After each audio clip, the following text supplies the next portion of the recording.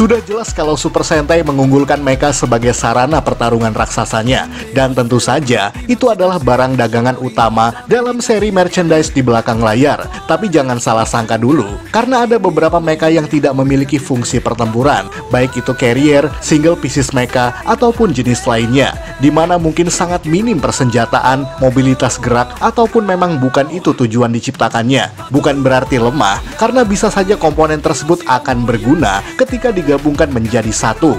Namun bagaimanapun juga, mecha yang akan kita ulas kali ini bukanlah sebuah fighting machine, sehingga balik lagi, mereka hanya akan menarik jika disuguhkan sebagai sebuah mainan. Ulasan ini mungkin akan ringan saja, sama seperti ulasan mecha Super Sentai yang pernah kita buat sebelum-sebelumnya. Tapi lumayanlah buat hiburan semata, dan karena akan ada detail poin dalam tiap segmen nantinya, maka diperingatkan bahwa video ini mengandung spoiler. Mau tahu apa saja? Maka langsung saja kita simak 7 lebih mecha Super Sentai yang tidak bisa bertarung versi Tokuvex Indonesia.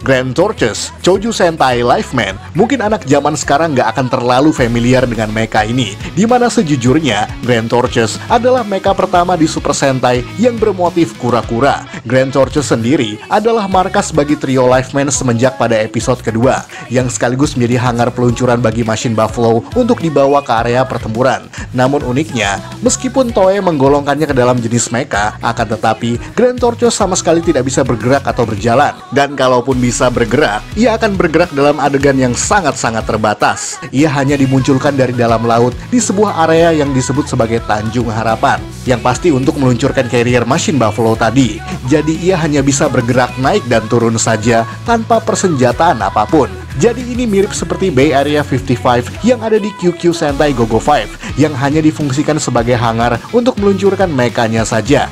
Namun uniknya, Grand Torches diluncurkan sebagai merchandise pada saat penayangan Lifeman, dan sama seperti pada seriesnya, tentu saja ini sama sekali minim mobilitas gerak, sehingga peluncuran merchandise ini cuma sebagai bagian dari koleksi untuk estetik semata.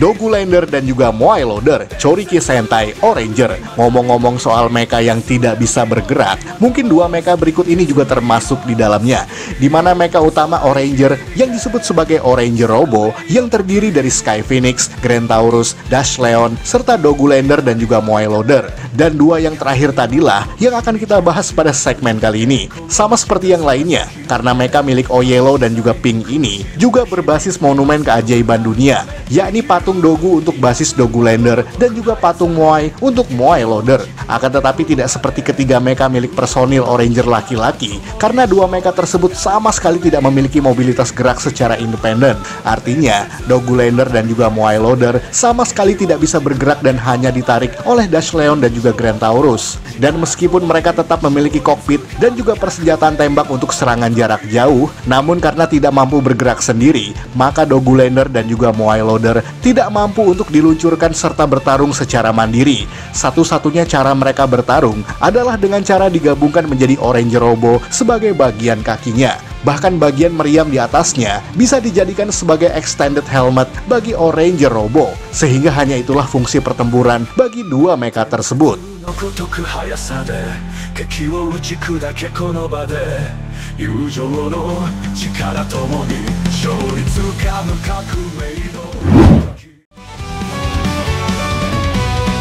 Victorailer, Gekiso Sentai Karanger. Nah, kalau yang ini agak ironis meskipun sangat wajar dalam kategorinya, sebab mecha ini memang berjenis carrier yang difungsikan untuk membawa mecha kedua dalam serial Karanger, di mana pada pertengahan season, Karanger diberikan satu unit mecha bertema kendaraan penyelamat yang terdiri dari V-Fire, V-Police, V-Dam, V-Dozer, dan juga V-Rescue. Dan semua itu dibawa menggunakan sebuah trailer raksasa yang diberi nama sebagai Victorailer. Dan meskipun Victorailer memiliki base atau kokpit yang dapat dikendalikan oleh VR V-Master, bahkan ia bisa berubah menjadi formasi semi-humanoid raksasa yang disebut sebagai Battle Mode. Namun kenyataannya, mecha ini sama sekali tidak bisa bertarung, atau setidaknya memang tidak pernah diperlihatkan melakukan serangan apapun kepada musuh-musuhnya. Karena yang ada, ia tentu saja cuma menjadi carrier dan juga meluncurkan dua meriam yang disebut sebagai V-Bazooka dan juga V-Falcon, yang kemudian digunakan oleh VR V-Robo. Jadi, itu tidak digunakan oleh dirinya sendiri untuk melakukan serangan. Jadi sekali lagi, meskipun memiliki formasi humanoid dan juga senjata yang cukup powerful, Victoriler memang sebatas cuma digunakan sebagai carrier semata. Jadi disitulah letak ironis yang kita maksud. Karena bahkan di zaman Showa sekalipun, banyak sekali carrier yang bisa melakukan serangan berupa projectile, yang membuktikan bahwa mereka masih bisa bertarung. Jadi, mecha ini nampaknya cuma bagian dari keren-kerenan semata.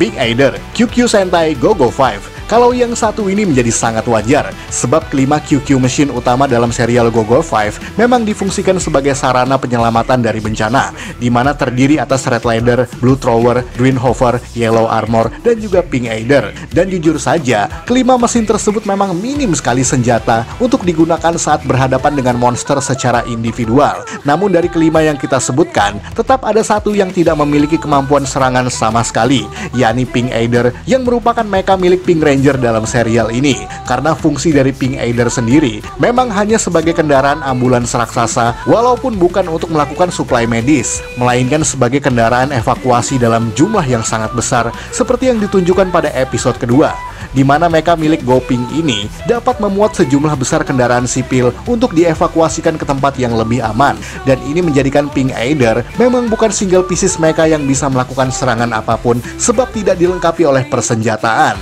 Bandingkan dengan milik Ranger lainnya, misalnya Red Leader yang memiliki semacam tangga yang bisa difungsikan sebagai senjata. Blue Thrower juga punya meriam air untuk serangan projectile-nya. Green Hover punya tembakan untuk serangan jarak jauh, bahkan Yellow Armor punya semacam claw pada bagian belakangnya, menjadikan Pink Aider memang bukan difungsikan sebagai kendaraan tempur.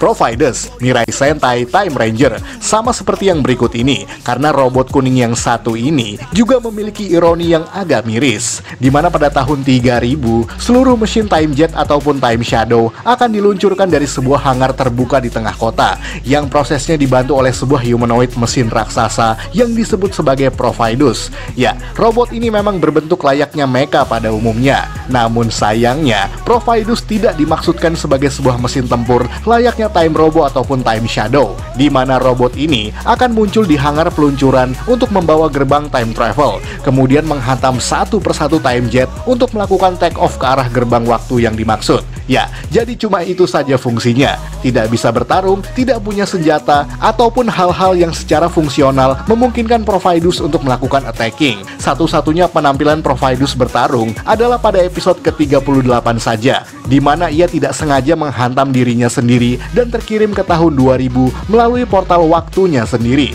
Akan tetapi, penampilan tersebut tidak ada hubungannya dengan episode manapun, sebab seluruh adegan di episode yang dimaksud adalah mimpi dari Shion atau Time Green semata. Akan tetapi lepas daripada itu, Profidus tetap bisa digabungkan dengan Time Shadow walaupun hanya pada versi merchandise saja.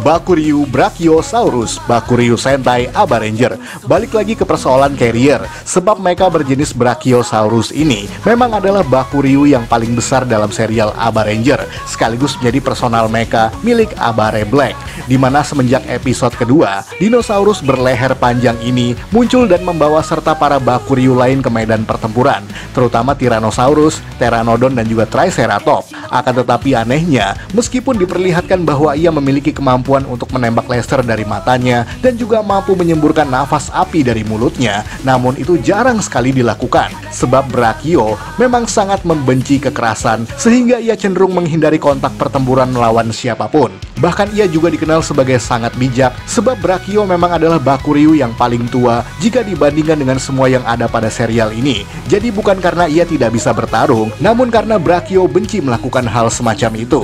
Uniknya lagi, Bakuryu Brachiosaurus adalah satu-satunya yang tidak bisa digabungkan dengan mecha lain pada serial ini. Karena yaitu tadi, sebab ia memang bukanlah sebuah mesin tempur, atau lebih tepatnya ia menolak untuk bertempur. Akan tetapi pada versi merchandise, leher Brachio tetap bisa dilepas dan digabungkan dengan Abareno sebagai bagian dari pengganti lengan.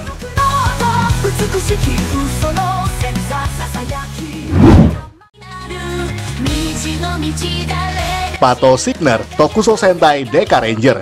Dan yang terakhir sejauh ini adalah mecha milik Deka Pink, di mana sangat berbeda dengan Deka Machine milik anggota lainnya yang memiliki spesifikasi persenjataan untuk melakukan serangan secara individual. Sebab Pato Signer sama sekali tidak memiliki hal semacam itu. Ya, bahkan semenjak episode kedua, mecha berbentuk mobil bagi berwarna pink putih ini cuma memiliki semacam rambu-rambu pada bagian atasnya untuk melakukan peringatan kepada lawan-lawannya. Dan tebak saja, kebanyakan dari musuhnya justru tidak mentaati signal dari peringatan yang diluncurkan oleh Deka Pink itu. Satu-satunya fungsi pertarungan yang dimiliki olehnya hanyalah ketika mecha ini digabungkan menjadi lengan kiri bagi Deka Ranger Robo, dan juga dapat melakukan pengadilan atau judgment time pada proses tersebut. Jadi bisa dibilang, Pato Signer memang benar-benar minim sekali fungsinya secara individual, meskipun keunikan dari kendaraan ini adalah mampu berjalan di atas perairan yang tidak mungkin dilakukan oleh Deka Machine lainnya. Namun meskipun merupakan personal mecha milik Deka Pink, kendaraan ini juga pernah dipiloti oleh Deka Master pada episode ke-17. Itu pun pada saat Umeko atau Deka Pink sedang dalam keadaan mabuk berat setelah bertarung dengan jurus kungfu Dewa Mabuk. Dan itu pun tidak dimaksimalkan oleh Deka Master, kecuali hanya sebagai pelengkap proses gatai dari Deka Ranger Robo semata.